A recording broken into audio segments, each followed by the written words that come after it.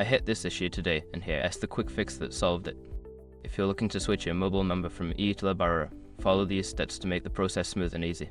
Step 1. Check your eligibility. Before filing your refund or dispute, use the shrug.com link in the description to open the refund dispute deadline calculator and confirm your deadline. Step 2. Request a PAC code. To port your number, you need a porting authorization code PAC. You can request this by texting PAC to 65075 from your EE phone. You should receive the code via SMS shortly. Step 3. Sign up with Lebara. Once you have your PAC, go to the Lebara website or visit a store to sign up for a new plan. During the sign-up process, you will be asked to provide your PAC. Step 4. Provide your details. Fill in your personal details, including your old number and the PAC code.